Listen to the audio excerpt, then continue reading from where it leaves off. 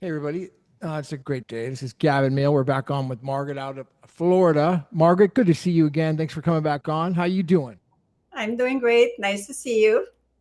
Hey, very good. And we have a lot of things to kind of talk about from that follow from last time regarding like text, money, text, BSV, text, Bitcoin, and also the wallet stuff, which we're going to table for next time on how to do it, and also like paper wallets, gateway wallets, the best way to transact. Some of these things that we want to talk about on another video that we're going to talk about. But uh, Yeah, just a couple things to bring up here. I wanted to talk about. I'm glad that you came on. Was wondering about the wallets. I have a comment on the wallets I'd like to bring up. But before I go into that, why don't we let you begin and tell us what you've been up to? Yeah, so the wallet, that's how we ended last time that you would show us how to do. First of all, I now have money in my Orange Gateway, but I don't know how to get it out and send it via text. So that's something that would be great that we'll do.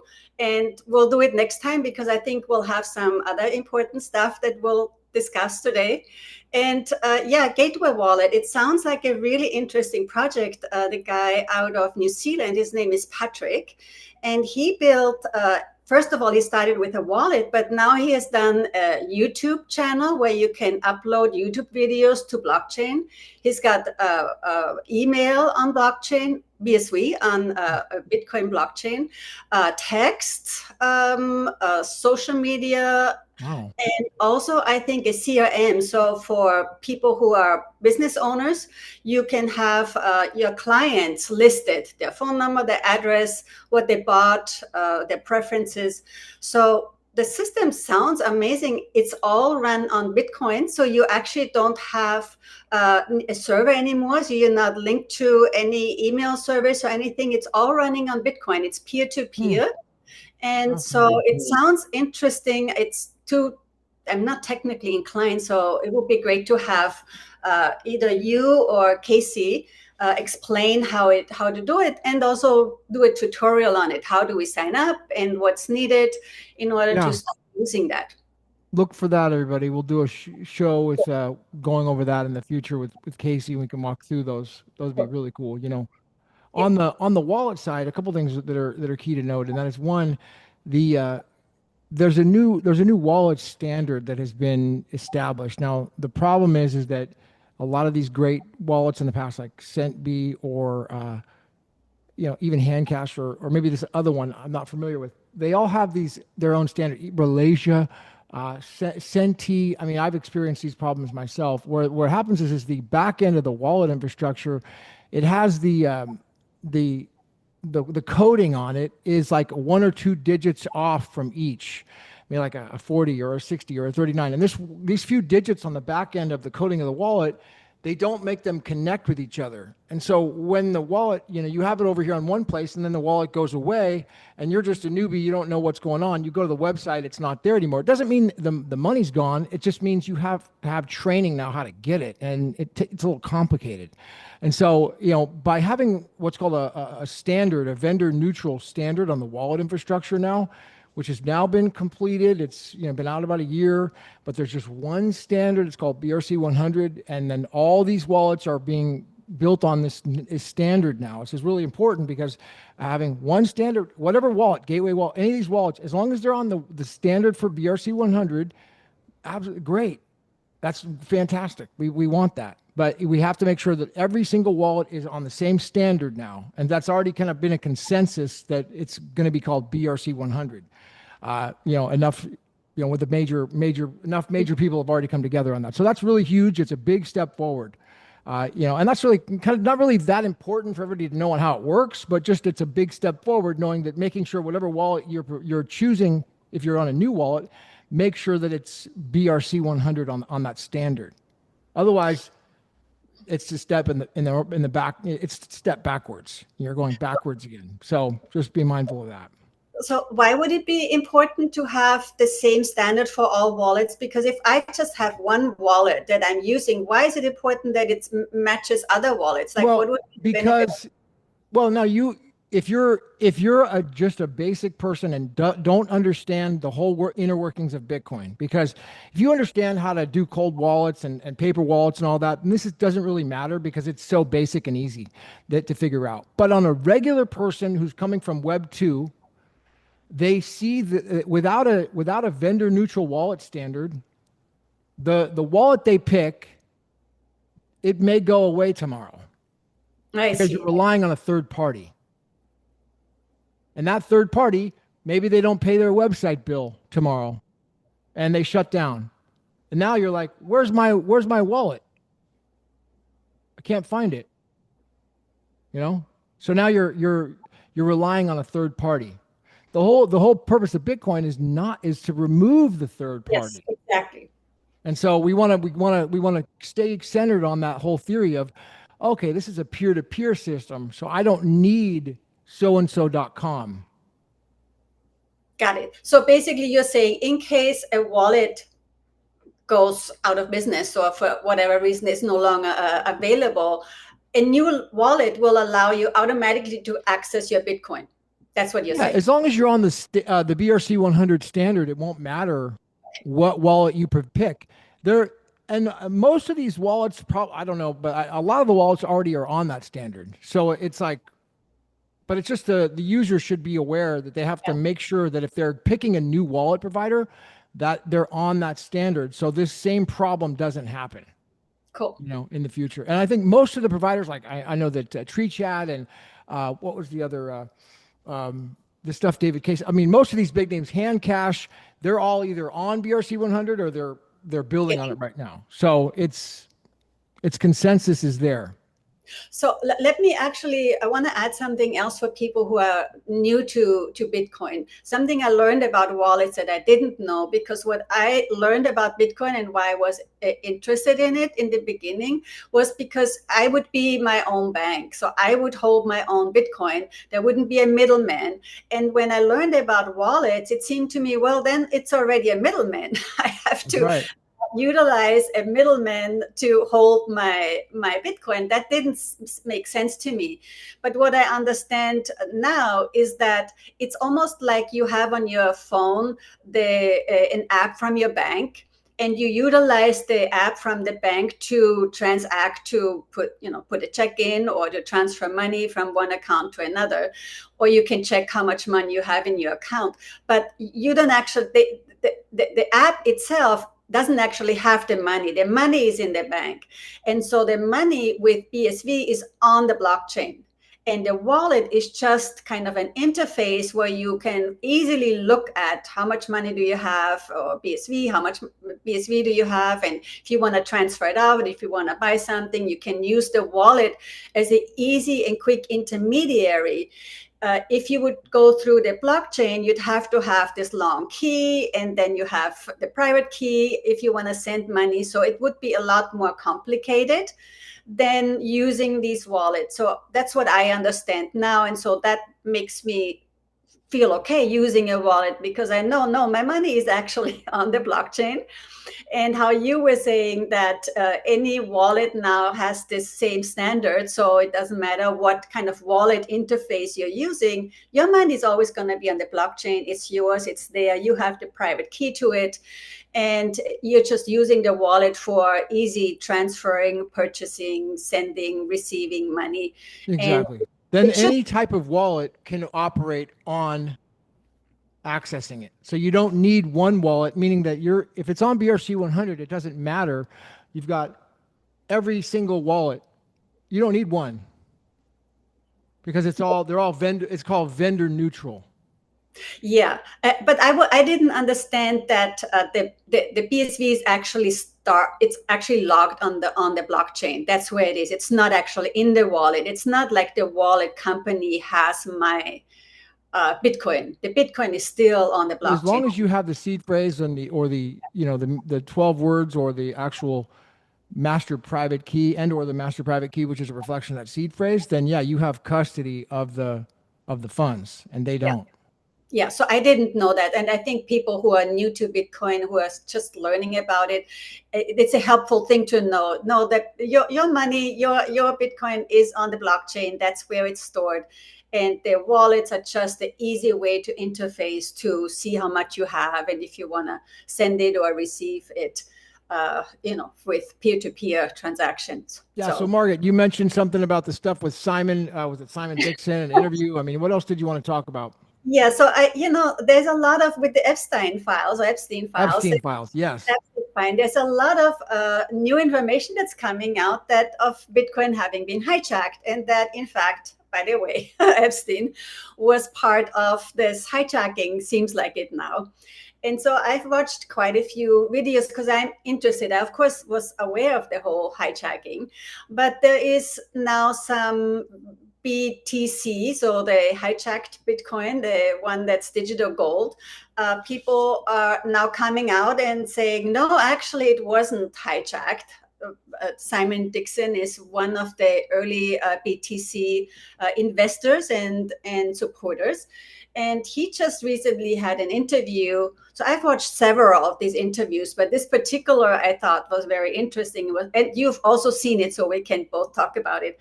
And so he's a BTC guy, and he says, no, it wasn't hijacked. There were lots of attempts to hijack it, but no, it wasn't hijacked. And the interviewer he had on was the Steve Patterson, who wrote the book with Roger Ver on the Bitcoin Cash, who initially had worked together with Dr. Craig Wright on staying with the original white paper Bitcoin, scaling it and it remaining peer-to-peer digital cash. And so it was very interesting to hear these two people recalling the same history because they were part of that same history. They were both getting into it into, I think, 2011 or so. So they knew the same people. They knew who came in and what companies folded and who was funding the project. So it was interesting to hear the same story or history veered into two different narratives, where Simon Dixon said, well, there were hijacking events, but BTC, so Bitcoin digital gold, remained original to the original design, and there was no hijacking going on. And Stephen Patterson very clearly said, no, there was hijacking going on, and here, this is what it is. Now, I'll let you talk to this, but what I found very interesting is, so there is the BTC, and there's the Bitcoin Cash, and where is our Bitcoin that we say is the true Bitcoin, the Bitcoin BSV? That doesn't show up in any of the discussions. What shows up is that Dr. Craig Wright is a plant, he's a bad actor, he's a compromised person, and he's the bad, he's part of the bad people in the whole Bitcoin sphere. And it's like, okay, Gavin, help us make sense of it all. Well, what we could talk about for sure is what we know from the Epstein files that's come out. And so we start looking and confirming a lot of the history that Kurt Walker Jr. had already known and told us about years ago, which was that the Epstein files show in 2014 that Blockstream was formed around that time. Now, Blockstream, they're the company that is designed to block the stream of Bitcoin. So they want to block the scalability of Bitcoin. That's kind of their thesis. And so they're being formed. And then Austin Hill, who's the one of the Blockstream founders, he's now coordinating with Epstein. He's emailing back and forth with Epstein to set up this meeting there at the island. And so he coordinates it with him, and he brings out Adam Back and himself, and I believe Maxwell as well. I think I didn't see, but it was a core group of them. Were all going out there, and they took photos. Austin Hill took some photos there at the island from the balcony there. So, and that was on his X account. So we know for sure that kind of lines up that they went out there, and then they had the meetings there, and they got funding from Jeffrey Epstein to then block the stream of Bitcoin and this whole project that they were doing. And the whole idea was, well, they want to stop what Bitcoin could potentially do because it was so disruptive. I mean, I don't think that Epstein, maybe he understood or maybe he was under orders to do this. I mean, it's a complicated issue, and it took a while for probably MasterCard and these people to really understand the disruptive nature of what was happening with the technology. Because if you figure this is 6 years or so after it came out, so they're already way behind, what happened. Go ahead. Let me checked something. There's another person whose interview I was watching too. Actually, I watched by him, Aaron Day. Do you know who he is? Yeah, he's running for Senate in New Hampshire. Aaron Okay, Day. so anyway, he's also an early Bitcoin BTC guy. He came in, I think, in 2012. Well, I'm Hmm. not sure if he's a BTC guy, but he's an early proponent of Bitcoin. And he was saying in the interviews that I listened to that Epstein was promoting the CBDC projects at MIT. So it seems like Epstein was very early on into this digital money CBDC movement. So to what degree were they trying to hijack Bitcoin to make it go alongside the CBDC project? I don't quite know the time frame involved. So people will link the different videos if people really want to get an understanding of the whole Epstein files and the different BTC and Bitcoin Cash war going on. It's really interesting to inform yourself to understand what's really happening or has happened with it. But it could have been that this whole idea of this digital currency from central banks that was already in the works for a long time, and Aaron Day talked about that, but I don't remember the dates he was talking about. So it Yeah, could it's be. been in the works for a long time, but I mean, all roads lead back to the patents. I mean, on that stuff. So remember, if people want to do the digital currency, the central bank digital currencies, which again is not going to happen in the U.S., so we've already gotten clear laws on that. But if another country, let's say, wants to do a digital central bank digital currency, and they decide to do it, that's their business. And if they do decide to do it, well, they're going to have to comply with the patents, and all the patents lead to end chain to Dr. Craig Wright on that. So fine. I mean, go ahead and talk to those guys and issue patenting license, and you guys can do it. But it's not going to be in the U.S. We've already gotten strict orders from Congress and the president on that, so it's not going to happen. So we can forget about it here, but I'm sure they've got a pipe dream about it in other places. They want to keep, maybe doing it in Europe or something. I don't know. So Wouldn't the stablecoin be similar? Wouldn't they utilize the no, same technology? That's a different technology from CBDC. yeah, totally. Okay. Stablecoin is just going to be a rail system. It's going to allow for a new fiat monetary system, which we hope is built on blockchain. That's what's not 100% clear yet. So we hope that the system, see the way the stablecoin rail system has not been completely clarified yet. What's been clarified in the law is that it's legal tender, and it's happening. What's done through committees and open and the free market is how. How is the rail system going to work? We're hoping that it's going to be all on blockchain. It's all going to be transparent, so that we have money that we can have receipts on through micropayments, and every single sat is a cent. I mean, this is what we're hoping, that a company like Money, we know Money's compliant. ME is a compliant stablecoin provider under the Genius Act. So I mean, speaking of money, there's some really amazing things I'm going to talk about with that, if I can. It's on my mind right now, and I believe I'm waiting for my demo on this. It's supposed to be happening soon, but I got somebody that's got 5 businesses. They need to take stable coins as payments. They already take credit cards, and they want to accept all this stuff. From what I understand, what Money has already done with MoneyPay is they're allowing people to accept all stable coins at once. Here's the problem that's been happening. This person owns 5 businesses. They want to take stable coins. One person wants to pay in USDT Tron. Other person wants to pay in USDT Ethereum. The other person wants to pay in USDC. The other person wants to pay in USD Money. All these different. It's like, and if you use one on the wrong blockchain, it goes away. You lose it potentially. So it's such a mess. What Money has done is they say, listen, you're the merchant. You just run your business. You let them send any type of stable coin they want.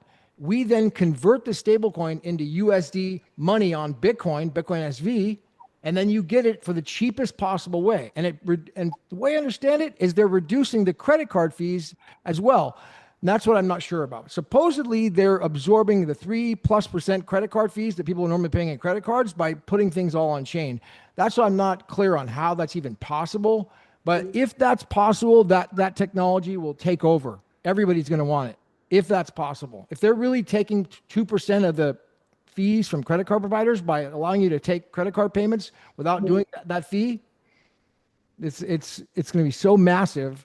So that's a potential thing. But right now, just even the idea of taking a stable coin as a merchant from any stable coin provider and then absorbing it in and putting it onto money, Bitcoin, like money on Bitcoin, which is just a stable coin, but it's on the base layer of Bitcoin itself. And it's cheaper. Yeah, and that would be the best stable coin out of Yeah. everything, because then you have it on the BSV blockchain, which is the one that we are saying is the most. Well, it's layer zero for the internet. It's the layer, internet has to have money, right? So the money of the internet, the 402 error code, the IPv6 internet, that's the layer zero base, which is what. Now here's the funny thing is the words are really confusing, because as a new person, you hear Bitcoin, you think BTC. And then I hear Bitcoin, I think something else, and then so it's like, but Bitcoin is Metanet. Metanet is Bitcoin. Web3 is also Bitcoin. Bitcoin's also BSV. BSV is also Metanet. Metanet is also BSV. Web3 is also BSV / So you got all this confusing word. So, the Metanet is probably a good word that is getting a little bit more comfortable with people, to where that is really what Bitcoin is the Metanet. When I say Metanet, that's the BSV blockchain underlying the entire internet. It's the Metanet, Web3. And so this is where kind of the wording gets a little bit confusing with people, because you hear Bitcoin and people don't think this, because it's been hijacked. But it is Bitcoin. When you read what is Bitcoin, you read the white paper, this is what it is. Well, I mean, in the white paper, it's a peer-to-peer cash system, right? Digital cash system. It doesn't talk about Metanet. It doesn't talk about the base layer of the internet. It basically just talks about a digital cash where you can, without a third party, without middlemen or Visa, MasterCard, PayPal, all of those third-party services, to exchange money back and forth. When I say the base layer of the internet, what I mean is that it's allowing digital cash transactions on the internet. That's what the Metanet is doing. So it's allowing all of us to transact peer-to-peer seamlessly and trustlessly. Mm-hmm. That's what the Metanet is. Everything becomes a micropayment. Yeah, every interaction that we have becomes a little micropayment that we interact with. That way we can own the transaction. We don't give up our rights to someone else. Mm-hmm. That's what Metanet is building. Well, is operating under right now. And so it's a big idea, but I don't think it's going to take very long before it completely takes over. So, Gavin, when you say that it's not certain that the stable coins are running on Bitcoin, what are they running on if they're not running on blockchain? Well, what's not? Yeah, because what happened is the stable coin initiative with the Genius Act. It's not clear that they're actually on blockchain. They could be on what was the Swift, maybe. We're not sure yet. I hope I'm wrong about that, but that seems to be where we're not 100% clear, because mm-hmm. I mean, if you think XRP is running on a blockchain, then you just aren't familiar with how XRP works, So, I mean, that's just, that's not a blockchain. A blockchain is a public ledger, that we can verify, but nobody can verify what's going on with XRP or these things. So they've got their own internal metrics that whatever they're doing is some internal thing, but that's not a public blockchain, Interesting. So stablecoin, I'm hoping it will be on a public blockchain so we all can verify what's happening, who's transacting with who, and it's not something that can be changed. It's immutable. Interesting. So even the CBDC may not be on a blockchain then. Maybe. Well, we're not going to have any CBDCs that are going to concern us. I know. Here we don't, but other countries it may not. Yeah, I mean, maybe Europe will have to deal with that with their new system. But I mean, that'll be kind of in a way exciting, because that'll be going through the patents, the Craig Wright patents. if it does happen. So I'll be interested to see how that operates. It'll be all likely on Bitcoin SV, which I think won't be that bad after all, because then we'll be able to track what's happening. It'll be on a public blockchain. Yeah, that would be, if it's in the hands of good guys, then it would be a good thing. If it's in the hand of bad guys, then you can. Well, remember, Bitcoin, like BSV, it's not in the hands of anyone. I mean, it's in the hands of consensus through the miners, and so that's what makes it unique, is that we don't have to give up our power to anyone. It just we have good stewards, I'd say. Like the steward is a good actor. I'd say the Gavin Andreessen of the world nowadays, who's Connor Murray. I mean, he's a good actor, but he doesn't control the protocol. He cannot change the protocol. Mm-hmm. He cannot change things. He's a steward. All he can do is he could give his word and say, I think this is what I like. But and then the miners can decide, yeah, we like what he's got to say, or we don't. These nodes.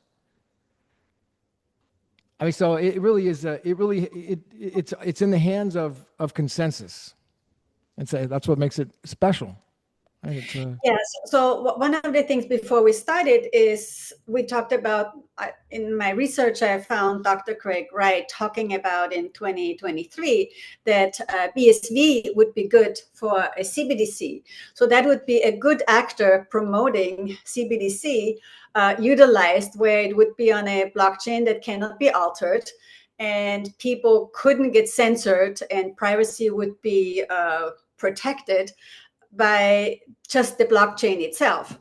And so obviously, if the whole idea of a CBDC is to control people and survey them and make their money obsolete after a month or two or whatever, or if you get too much, then you'll lose a certain amount, then probably BSV blockchain is not the optimal system to use. Am I understanding this correctly? It's like a honeypot for bad actors. Go ahead and build your CBDC on BSV blockchain. Good. That's what we want them to do. What we don't want is them to build a private network that nobody can look at and do a CBDC to track everybody internally that we have no accountability for them on. Yeah. But again, it doesn't really affect you and I, and so it's not really I think Aaron Day is completely confused on the issue. I would have a disagreement with him on that. He doesn't. I would disagree that CBDC is in any way a concern. First of all, we completely annihilated that in the U.S. It's not going to happen. Congress is not going to allow that. Neither is President Trump's that's out. And that we can't control what these foreign countries are going to do and with their CBDC. So it's a non-issue to me. Yeah, but stablecoins can also be surveyed. Stablecoins are great. That's happening. Yeah, but I'm saying they can also be surveyed. Maybe that's a Trojan. We want them surveyed. We do. If you have a transaction, do you want a receipt for that transaction? Yes. That's what this is. Well, just because you have the receipt, though, doesn't mean that somebody knows who paid for that receipt. You do. You've got a paper receipt from a cash transaction. It just says this date, this money was paid. It doesn't say your name on it. It just says this money was paid to this person. You've got it as proof and you're holding it. Now you bring it to a court. But yeah, your name on it. We're talking about two different things. So the whole CBDC is the whole idea of it surveyed by the central banks or by the governments or whatever, right? Because it is issued from them, and it's a centralized entity that has the ability to survey and block you from using. So with stablecoins, it's instead of being in a governmental place. The Genius Act completely took away the centralization of money. Because what happened is that right now you have the Federal Reserve issuing all the money. Yeah, but Gavin, Tether is a private company. That's very centralized. That's not, not centralized. Federal Reserve is centralized. Yeah, right. That's where we are now.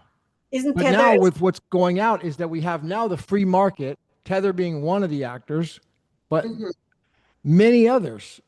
Like the one of the exciting projects I was, in China with recently is one of the guys I was meeting with is he's built a stablecoin project. I'm sorry. The project is of the stablecoin he didn't build, but he built the technology that allows the stablecoin to be built to transact directly on Bitcoin peer to peer. Bitcoin BTC Bitcoin. And so what happens is you could take the stablecoin transaction and make it on BTC peer to peer without going out into a third party. And so any stablecoin, or right now they're just dealing with mainly going for one, but this is not Tether. It's a independent free market stablecoin that he's talking with, and that's the free market. Anybody can build a stablecoin right now as long as they're legal and compliant with Genius Act. Okay, so I guess what I'm trying to say hasn't come quite across yet. So what I'm saying is the fear of CBDC is that the central bank the central bank are able to control everyone, and they can shut off your account if you are maybe, not doing something that you should be doing, all right? Which would happen in 2020, which is why I was interested in finding out how to protect myself. And so the same surveillance and ability to cut somebody off from their funds, just close their wallets down, or only allow maybe, $500 or whatever taking out of your account per month. That can happen with a stable coin, because the people who own the stable coin, who issue them, have the same power than a central bank would have. It's just now in private hands. So I think a lot of people who are now talking about, hooray, in America, we're not going to have central bank digital currency, they are sounding the alarm that the same kind of control could be now being dished out by private actors who are, offering these stable coins, and maybe even have more ability to censor people and survey them and track them, because it's private. There is no government oversight then. So that's what I have been researching or finding out in my research. That's why I think the whole stablecoin idea, if there's good actors involved, I think it's a good idea. But I mean, we know that Tether isn't even covered by how many Bitcoins they said they have. I mean, they have never been, controlled. Nobody had ever done an audit on it. So it's all done on good faith. And so I think in the whole crypto arena, there is so much stablecoin, all of that, there is so much fraud and hype going on that we really don't know. We don't know anything. We're like these little peons, and are given today this story and tomorrow that story, and now this exchange collapses and trillions of dollars disappear from here and there, and we are kind of thrown back and forth. Here's the solution. So if you're holding BTC and you're a whale, I'm just going to talk to that audience right now. Okay. You're holding a lot of BTC and you're a whale, and you have these concerns about Margaret, what you're raising right here. That you're saying, look, I don't want to be surveilled. I don't want to be put into this CBDC trap system and have all, okay, I've got my money in BTC right now, and it's private. It's on a cold wallet somewhere, and I feel safe. But I know that BTC is probably going to go to zero one day, and I'm worried about that. And I don't want to give my money to the next, coin, Binance, basically. So what's the solution? And the solution is you got to do a swap, what's called a peer-to-peer swap, meaning that you have to find the seller on your own, the buyer on your own, peer-to-peer. Like a peer-to-peer. So if you one way would be the old when Bitcoin first started, they had these old meetups where, if you were a buyer and you were a seller, you'd go and meet at your local coffee shop, and you guys would sit down, shake hands, and you would swap right there at the coffee shop. That was like an old swap, peer-to-peer. That's one solution that you could do. The other solution is you find a way to. This is the new technology that's been built now. Is you find a technology that can offer that swap without bringing in a middleman, and then swap into the stablecoin. And the stablecoin that you choose, you're not doing KYC, AML, and all that, because it's a peer-to-peer transaction. Now, if you buy fiat, you're going to have to do KYC AML. Yeah. But if you're just going BTC peer to peer through a swap onto a stablecoin, that's not a KYC AML transaction because you're just going peer to peer. That's the solution. So now your fear of, oh, they're going to trap my money. How? That's not relevant because they don't have your information. Mm-hmm. So, just have to be a little more cautious on how you swap something like that, but that would be the way to do it. A peer-to-peer transaction does not require KYC. It's when there's a middleman. Yeah, so that's exactly where Bitcoin initially was developed and why people got so excited about it. It's the peer-to-peer aspect. There's no middleman. There is no, transaction fees involved. Well, there is, but it's like a few cents per transaction. And it's private. It's between two different people. There is no middleman that can track anything. And that's, of course, the enticing things for all of us who are concerned about the overreach of banks, of government, of big tech, of surveillance that has been, unleashed at us since 2020. And so that's a really good thing that you just shared. This getting yourself, anyone who wants to get out of BTC, who is kind of looking at, do I want to remain in BTC? The price has come down. There's now all of this information about Epstein. And, is this something I want to remain in? To move out into a stable coin through a swap. And I think that sounds like a really good option. Yeah, that's one way. There's Swap Lobby. It's a small operation. I know that I had a show with before where they're also doing swaps where you swap from BTC directly to BSV on chain. Oh, well, it's a peer-to-peer swap. That's another way. That's a new thing. Those are starting to come out now where these people are holding BTC and they just want to swap over without bringing in a middleman. They're existing now. It's a huge opportunity. Now, something else I think it's relevant, Margaret, I had a call here this week with, I did a video on a couple of days ago, actually, where I talked to Casey and she told me about this person who reached out to her and talked to, he's been doing like a lot of reading, like, okay, this is kind of a woo-woo conspiracy side of theory, but I don't know. It talks to do with Dr. Craig Wright. And the theory is that Dr. Craig Wright has done a lot of, there's a lot more. When I say, it's not fair for me to say that. People don't realize Dr. Craig Wright, he's like the inventor of Bitcoin. He's the creator of Bitcoin technology, but he's not allowed to say he's Satoshi Nakamoto in the law. So he's not allowed to say that he's Satoshi Nakamoto. Fine. But he's still, the mastermind, the creator of the project itself. Okay, that's fine. He's not allowed to do that.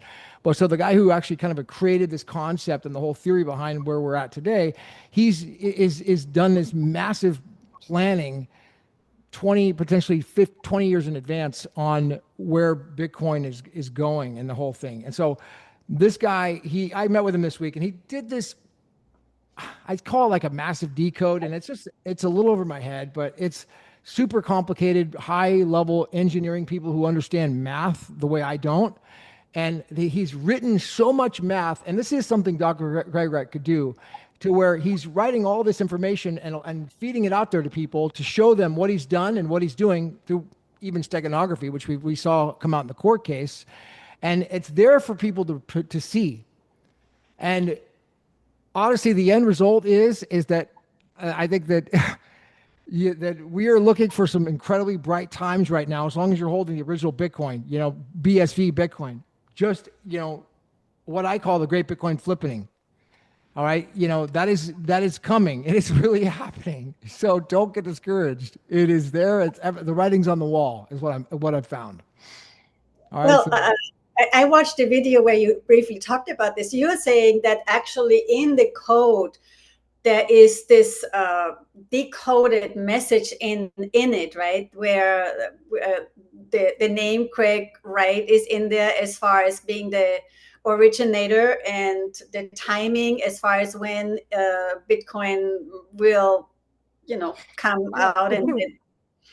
Well, in the court case, COPA v. Wright, which is so fascinating, I love talking about it. So it's a part of it. And in that court case, the judge he wouldn't let this into evidence, but it was brought in, and Craig testified to the steganography, and he was being cross-examined. And what that meant was that there was this paper that Craig wrote in 2008 about steganography. That's sending secret messages back and forth between each other. It was designed for military grade coding. So when the military was trying to communicate with its actors out in the field, World War II time, they couldn't necessarily send the message because it would get hijacked, and then somebody else would, the enemy would get it and they'd use it. So they had to write it in code, and they would put it out there in the public, maybe in a newspaper or wherever, and then they would have to be able to read it. And that's what the steganography is in the white paper that Craig discussed, and it was now decoded by Alex Savell and another guy called BSV Casey. There's two separate styles of it. One of them, the first set that Alex had, it showed that Dr. Craig Wright's name was in the white paper.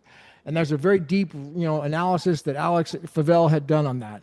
The other one was similar interpretation through another way of decoding steganography, which I did a show on in person in London, where Scott 369 BSV, he went through the whole thing of how it was done and the entire details of the analysis. There's two of those, but now this third one is about all of the writings, and it's more about potentially the stuff on chain that he's done, but also all of these additional writings, because remember, there's been a massive amount of writings that he's been putting out over the years, and all these things. And apparently he's writing a lot of things in code.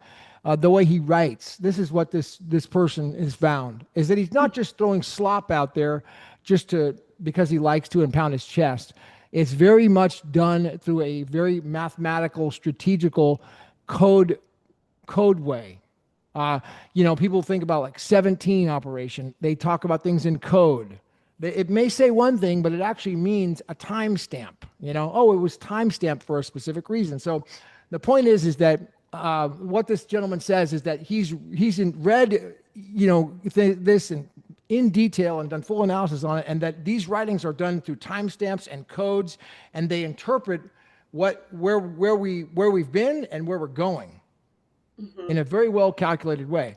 And for those people who think that the guy Craig doesn't have any money, I think you're just missing the boat, because when that $8 billion transaction sold on Galaxy Digital, the one guy, and it was written, there was all sorts of messages from the blockchain on that. Then there's other massive early Bitcoin transactions that have all liquidated. Those are from the wallet addresses from the Kleiman case, the bonded courier that did show up. Remember the bonded courier in the Kleiman case? They said never showed up. He did show up, and that's why Craig Wright won the appeal on that district court appeal. It was at the magistrate level where they said he didn't show up. Then he appealed to the district court judge. The district court judge overturned the magistrate and said, yes, he did show up. He brought forward all the wallet addresses. That was Stephen, the expert witness that had all those wallet addresses, and those wallet addresses have been selling. Those are the Satoshi era wallet addresses in Kleiman. Wow. We're not allowed to say Satoshi, okay? We're not allowed to say that. But the creator of Bitcoin's wallet addresses. Well, we can say it. He's not allowed to say it. Yeah, we can say it. He can't. Right. But So I want to add something in there, because when I started to research all of this, I went particularly looking at videos by Dr. Craig Wright. I wanted to find out what did he have to say, and the early videos. And there's one particular video where he's actually saying to somebody that he's going to flip, or BTC is going to go to zero, or some kind of a flip will happen between BTC and BSV. So between the digital gold hijacked Bitcoin to the digital cash peer-to-peer Bitcoin, the BSV. And the guy said, well, and I think that the video was done in 2014, 15. I don't remember, maybe 17, whenever that flip had already happened between BTC and BSV. But the guy said, well, when is it going to happen? Because he was a BTC guy. And Craig said in 2026. So that was, Yeah, that was right after the BCH forks or the BCH split that happened. And Craig was on a show, and that he actually showed up on that guy's show, trolled him on the show, and he was surprised that he came on. You talked about that happening in 2026 on there. So yeah, that's also part of these riddles, I guess they say, these riddles that have been laid there, for people to read. Yeah, and I would say it's probably the best bet. I had a guy who I know really well. He doesn't have a lot of money. He reached out to me. I've known him personally for a long time. And he's like, what should I do? I'm like, listen, man. I said, for $17, you can go out there and, you're not a rich guy, but if you've got $17 you could spare, go out there and figure out how to get it. I'm not going to tell you how. I'm not going to tell you where. I'm not going to give you the answers. You got to do the research and figure it out. But for Well, $17 you can yeah, buy you can one. do that. Okay. That would be a wise move. Uh, you know, because it's the it's a very high likelihood, if not an inevitability, that it will flip. Yeah. Anyway, I thought it's pretty cool that you know what video I'm talking about. But yeah, that's what he was saying in 2026. And, here we are. And that was quite a few years ago. And that would also mean if you say that was already, the whole sequence was already encoded in the paper and whatever he was writing, that means he would have known that Bitcoin would get hijacked and that, all of this craziness would happen and that he would then eventually have to, claim his Well, original design again. let me frame that a little bit because there's only one way that's possible. Right? So that would be, this is where you're going to get a little bit into the face side, because there's no possible way that a human could possibly do all that perfectly. There's no way. The only way that it would make any sense is if there's like a hand of God in this operation, because it's just too complicated. It's too perfect to think that. So that's where I think like there is this is a much bigger than just a regular guy trying to I think it's definitely divinely inspired for sure. So well, Mark, Well, we're about well, a little about 45 minutes, so we want to just do a little preview here to the next video. I know we're going to do one with Casey. Or I want to go back to the Epstein files just for a moment. go ahead. um, there's quite a lot of videos on them now and of the hijacking of Bitcoin and how he was involved in, rerouting money into the whole project and making it from a digital cash peer-to-peer system to a digital gold system. So there's the BTC people talking about it, and there's the BCH, so the digital cash, Bitcoin Cash, talking about it. But the BSV, nobody's talking about. It's almost like the one that we are saying is the original Bitcoin SV. That just doesn't get any airtime at all. Nobody's talking about it. And the ones who are talking about it are saying Dr. Great Wright is a fraud and a plant, and he did, damage to Bitcoin. So help me and new people to this whole to this whole scene understand what's going on with this. Why is nobody talking about BSV in a way that we understand it? Well, the narrative is that Satoshi must be killed. Killed. That's the whole thing. You got to think with the motive in mind is that kill Satoshi. That's the motive. You got to think, where's the motive? Because if Satoshi's dead, then the whole narrative behind BTC can continue on potentially forever. He never comes back and retrieves his coins, his rightful projects. He never comes back and says BTC is not following the white paper. So that's their motive. And the people who are in the know all know that it was this one guy who created the entire invention. If any done any research, just a little bit of research, you could figure that out on your own. And that's why the whole court cases and all these things have been brought about, because they want him dead. I mean, they were almost successful at killing him off there at the COPA case at the contempt hearing. If it wasn't for his disqualifying the judge and not showing up at the court case, and I filed the affidavit with him to bring in the disqualification on there, all that kind of led into the fact that he was gone. He didn't show up when they wanted to hang him. They wanted to bring him in and shoot him up with drugs. I mean, that would have been it potentially, and they would have killed him off. But where is the Steve Peterson and the Roger Ver come in? Because they are very much on the side of large blocks and scaling. Why are they so against Dr. Craig Wright? I mean, they are the only ones on the other side now. I mean, it's funny because you've got what's her name? she's really Catherine Austin Fitts, right? And so Catherine Austin Fitts, who's done the show with Steve Patterson about the hijacking of Bitcoin, she gets it. Like she knows the Bitcoin was hijacked. She's read the book. She's done the research. She's smart. She's an insider.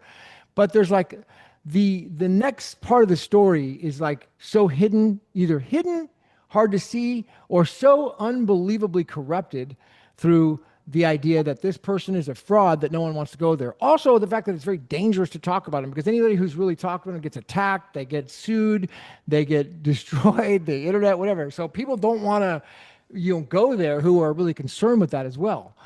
So it's, I think that, yeah, why don't they just, tell the truth about the whole story about Bitcoin? Is that your question? Why don't they just tell the rest of the story? So, I mean, so there's two different camps. There's the camp of small blocks, BTC, digital gold. That's the true Bitcoin. And then there's the other ones where Roger Ver says no, Stephen Patterson, and of course what we are talking about too, Dr. Craig Wright. Bitcoin is a digital cash, peer-to-peer. It has to scale. You have to, as more people come in, you need to have a bigger block so more transaction can be processed. The fees stay small so anybody can use it. So Roger Ver and Steve Patterson are on the other side, on the total opposite side. And so they are holding that narrative. But there's another narrative where Dr. Craig Wright had also then split off, or Roger Ver, they split off from the original. So why are they not on the same page? That's why. Okay, yeah. The reason they're on the same page is because there was a dispute in 2018 between, originally Craig and that side, the node operations were all supporting each other on Bitcoin Cash. They were supporting that, basically going with the Bitcoin Cash big blocks. But then Roger Ver, Jihan Wu, and there was something called the Hong Kong agreement. The Hong Kong agreement, which I have actually a video I need to put out. So I shot there with my buddy in China. I shot this private video and I told him, he's like, no, you can't record it. I did it anyways. So I recorded the whole thing. It's on my big camera. And we talk about this whole thing because I believe he was there. He wasn't able to admit that he was there, but I believe he was at the Hong Kong agreement. He was a firsthand witness. He wouldn't admit to me. What is that? What are you talking about? The Hong Kong agreement is where all this stuff went down in person in Hong Kong, where they have Jihan Wu and Roger Ver and Craig Wright, and all these people were negotiating this agreement with Bitcoin Cash this would have been 2017, 2018. And so then they agreed that they were going to scale Bitcoin Cash, add the blocks, and keep the protocol along with the white paper. They all came to that agreement. That was like the agreement. Then the Bitcoin Cash team, they rugged everybody. Somebody rugged everybody and says, no, we're not scaling it. We're not following the white paper. We're going to censor these transactions and we're going to change the protocol. And he says, no, you cannot change the protocol. And that's where the dispute happened. And in hindsight, it was a minor dispute. It was a small dispute over things. But Craig and the other team were so adamant about, no, the protocol must be set in stone. You cannot be tinkering with the protocol and changing it and holding it back. And if you're going to do that, we're going a different direction. And so it was a minor change that Bitcoin Cash wanted to make on the protocol, but it was just in principle. The other side, the Dr. Wright, Craig Wright side said, in principle, we're not allowing it. We're not standing for it. Well, if you make a little change now, later on you make another little change, right? I mean, then you just continue along the route. I mean, that makes sense. Yeah. Okay, but why is Dr. Craig Wright so hated? I mean, if they were working together at first to go on the route against BTC, the remaining small and promoting Bitcoin. He's probably been the most the worst salesman in the world, I'd say, is why one of the reasons he's so hated. He's a terrible salesman. So he goes out there and he attacks people. He sues everybody. He cusses them out, he uses bad language, and he's not diplomatic. He's not a politician. So that hurts because when you're out there, you're throwing mud and you're suing all your enemies and you're calling them all these names. That doesn't help. Now, if I you were see. to go in there and smile or send a lobbyist in there, it'd probably be different. But Craig is just not that way. I see. So I see. that's partly to do with it, I'd I say. see. I You see. know, his personality. And he seems very principled, right? If you cannot make a tiny change on my creation, if it's his creation, why would he allow anybody to change it if he has figured out the best way of working with it? Yeah, I mean, okay, well, thank you for explaining that. I just, it just never made any sense to me. I understood there's those two very distinct ways of splitting the Bitcoin into digital gold, BTC, and then the large blocks digital cash, and that's what basically Bitcoin Cash is about. It's peer-to-peer digital cash, and their coin is, I think, like $500-600 versus BSV is $16. So BSV has been just throttled down to nothing, basically. It has gotten no juice in any way whatsoever. But I didn't understand why these two, who were at first on the same page, are hating each other to such a degree that Dr. Craig's name doesn't even show up anywhere, and if the name comes up, then he's immediately considered to be a fraud and and a plant and somebody that's not trustworthy. So Did you ever anyway, hear? Did you ever hear the story about well, of course, everyone knows the story about now William, what is it, Booth, the guy who shot Abraham Lincoln, right? Remember that back in the Civil War days, and the guy killed Abraham Lincoln. And so there was a doctor at that time who was treating Booth, and he was saying, let's see how the story went.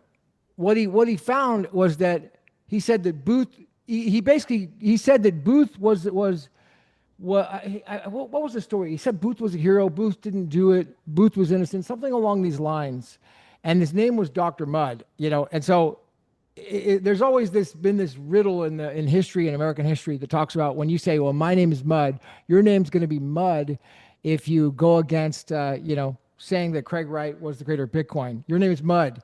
And so actually, this all comes from this old story of this Civil War times doctor, Dr. Mudd. And so Jock Pitts came on a show with me around that time when the Craig Wright trial was going on, and he said, if Judge Miller doesn't go and support this case, his name's going to be Mudd going on into forever in history.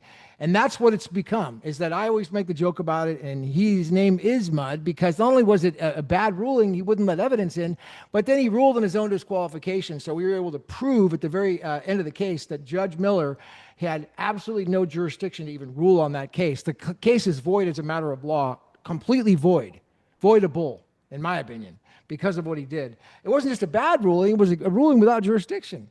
So Judge Miller his name is Total Mudd, and I can say that being an American, not a UK citizen. I've got a meeting with Daniel Street coming in right now, Margaret, so I'm going to have to wrap up. Can we okay. do this again some other time? All right. Well, we'll do the wallets next. Sounds good. Okay. All right. See Nice everybody, talking. hit the ones, and I'll see you at the top, Margaret. I really appreciate you coming on. See you again. Okay. Bye-bye.